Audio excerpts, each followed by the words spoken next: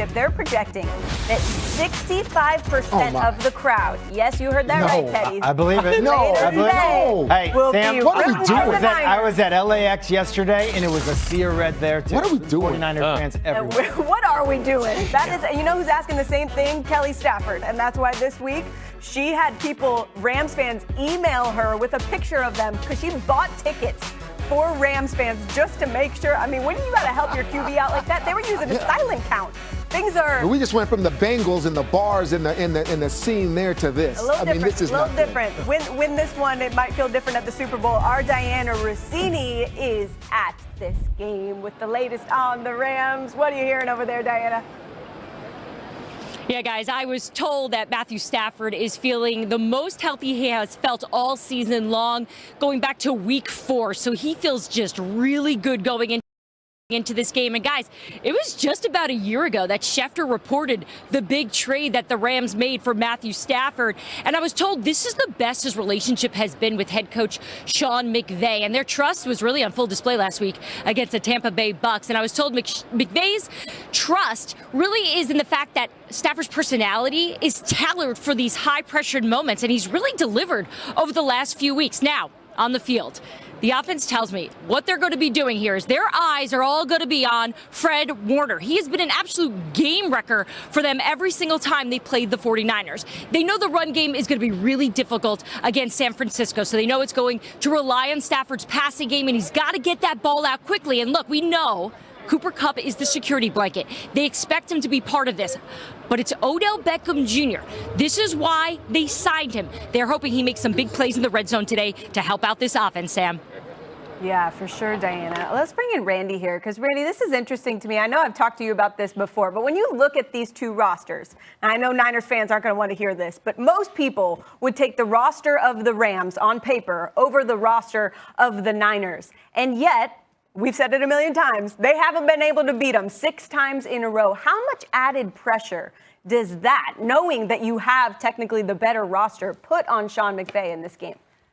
Well, because of everything that was talked, Sam, during the regular season. You heard Diana talking about what they acquired this offseason in Matthew Stafford. They bring OBJ in from the Cleveland Browns. They bring Von Miller in from the Denver Broncos. So throughout the regular season, there was a lot of talk about the LA Rams and their sputtering through the middle of the season. Will the Rams even make the playoffs was a big concern because of the inabilities or the things that Matthew Stafford couldn't make happen in the regular season. But Sam, let me talk about what I've seen this postseason. Matthew Stafford, no interceptions in the 2 games, being able to get the monkey off his back. You heard Diana Rossini talking about the red zone factor in OBJ, so that's the must. Has that worked out for the LA Rams? Yes, it has. And last but not least, let me talk about Von Miller.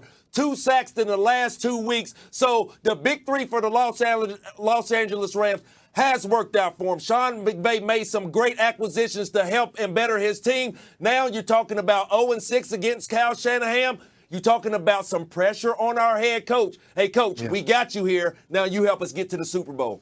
Moss, you're right. I agree the pressure's on the head coach. I've come around on Matthew Stafford. I mean, I've been hard on him this year, and I've seen the success in the playoffs. But really, you ever had one play that you've seen and you've said, that's enough. That's all I need to see. My conclusion's made. And it was that play that you showed earlier in film wall when Ndamukong Suh was coming down the pipe on him. And this is the same player that could, I mean, possibly did Stafford kick him in the groin on the takedown? I mean, there's some history there. Yeah, there's a little history. And Ndamukong Suh looked him in the eye and said, man, I am coming to kill you. Basically, he said. And there was that play, and there he is, and Stafford just throws it up, and bam, game time. He gets it done. So Stafford has proven a lot of things to me. The only thing now, like I said earlier, Sean McVay, you've traded away all your excuses now. You got your quarterback ready to go. Odell Beckham Jr. is playing well, but now you're back to the point where it's not just an NFC Championship game. It's a game where you play a guy who's owns you coaching. We talk about Aaron Rodgers owning the Chicago Bears and their fans. No, Kyle Shanahan and the Niners have owned you. So coaching-wise, where can you find the advantage? I'll be looking for that today. And where he slipped up this year is that he got too enamored with his new toy, his new quarterback,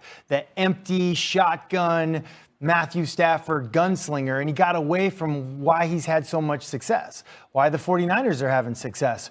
it's hard to know what's coming at you. And when you're under center and you've got the pre-snap motions and you've got all the play action and you're moving the launch point, it makes it really hard on a defense and it makes it way easier for your offensive line. And when Matthew Stafford was struggling, pick sixes, interceptions, fumbles, it was because he wasn't protected up front. Yeah. And I even said it after that, going into that Green Bay game. I said, this up front, these guys look soft. And why did they look soft? They looked soft because they were playing patty cake every play, empty formation, shotgun throwing. And since that time, Sean McVay made a pivot. He made a switch to getting back to what he believes in. We're going to be under center at least half the time. And we're going to move the launch point. And you got to honor the run. And now we got Cam Akers coming back. And we got Sony Michel. Huge, and then when we get down into the red zone, hey, Matthew Stafford, be Matthew Stafford with OBJ, with Cooper Kupp, all the weapons. And that's been the pivot. But he's got to continue to do that today to get a win against the 49ers. Here's another pivot that I don't think is obvious to fans out there. And I did some digging. Right now, like Cooper Kupp and Odell Beckham, they're interchangeable now. And I got a tape that's going to show it to you and prove you that point. Let me see it, Coach. Let's go. Right here, the dynamic duo. Watch this. Cooper Kupp up there in the slot. Odell Beckham kind of in the backfield. He goes on a flare route here. All right, he's facing this cover 3 defense, which we're going to see all day long. They know, oh, hey, I got to come up to stop Beckham in the flat. Oh, yeah? How about Cooper Kupp on a wheel route? That's what shows up right here. Okay, so they did it here. That's great play calling. Oh, well, let's take a look at this against Tampa. Now it's Cooper Kupp in the backfield, Odell Beckham in the slot. All right, we're getting that same cover 3 look here against that slot look. And, oh, the guy's coming up. The flat defender is going to come up, take Kupp, and there's Odell Beckham on the wheel.